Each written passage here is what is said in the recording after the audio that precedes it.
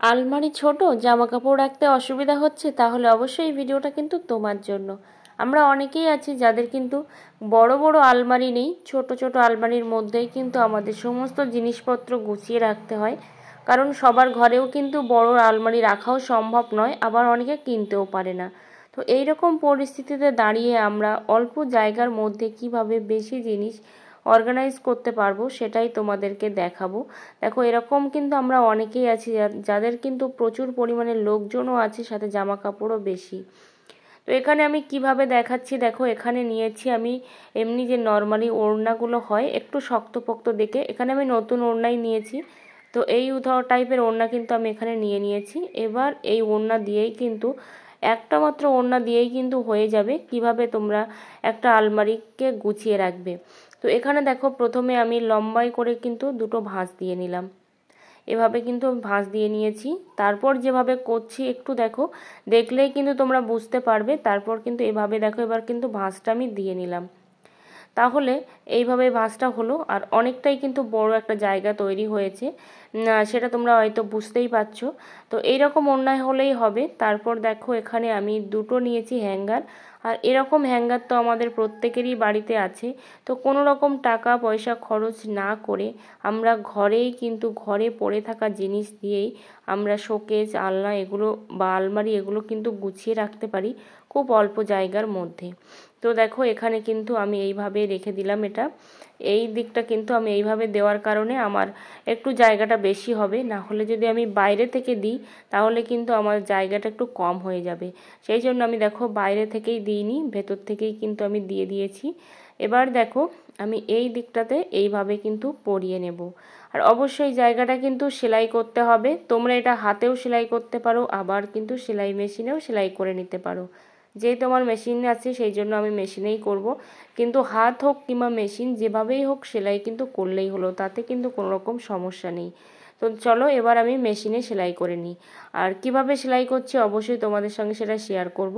তো দেখো, এভাবেই কিন্তু আস্তে আস্তে ধরে সেলাই করছি। যেহেতু এই ওড়নাটা সুতের ওড়না নয়, তার জন্য কিন্তু বেরিয়ে যাচ্ছে, মানে ঢিলা হয়ে যাওয়ার চান্স কিন্তু অবশ্যই থাকে। তাই অবশ্যই আস্তে আস্তে টেনে টেনে তোমরা সেলাই করবে, যাতে করে সেলাইটা খুব মজবুত হয়। তো দেখো, পুরোটাই কিন্তু এভাবে আমি সেলাই করে নিচ্ছি। তো এভাবে তোমরা কিন্তু অনেকগুলো বানিয়ে রাখতে পারো। আর এই দুটো থেকে তিনটে তোমরা বানিয়ে রাখলে তাতেই কিন্তু তোমাদের অনেক উপকারে আসবে, অনেক কাজ কিন্তু হয়ে যাবে। তো এখানে দেখো, আমি কিন্তু এইখানটাতে রেখে দিলাম। এবার দেখো, একটা একটা করে জিনিস আমি এর উপরে কিন্তু রেখে দেব। আর খুব সহজভাবেই কিন্তু তোমরা রেখে দিতে পারবে, সাথে কিন্তু অনেক অনেক জিনিসপত্রই কিন্তু তোমরা এখানে রাখতে পারবে। একটার পর একটা দেখো, এভাবে শাড়িগুলো কিংবা জামা কাপড়, বাচ্চাদের জিনিসপত্র, যে কোনো জিনিসপত্র তোমরা কিন্তু এইভাবেই রেখে দিতে পারবে, কোনো রকম সমস্যা কিন্তু হবে না। দেখো, এখানে আমি অনেক কটাই শাড়ি দিয়েছি, নিচেও কিন্তু অনেকটাই জায়গা রয়েছে, মানে নিচের দিকের যেটা, তারপর সাইডেও কিন্তু অনেক জিনিস আছে। যখন আমি এটা দেওয়া কমপ্লিট করে ফেলবো তখন কিন্তু হ্যাঙ্গারটা একদম কাছাকাছি টেনে দিলেই কিন্তু হয়ে যাবে। একটু প্রথম দিকে যখন আমি ভরছি তখন কিন্তু একটু খেলিয়ে দিতে হবে, ছড়িয়ে দিতে হবে। তারপরে দেখো, এইভাবেই কিন্তু তোমরা একটা সাইডে কিন্তু দিতে পারবে। যেহেতু আমার এটা শোকেস আলনা প্রচুর ছোট, তার জন্য কিন্তু এভাবে একটু আড়ে দিতে হলো।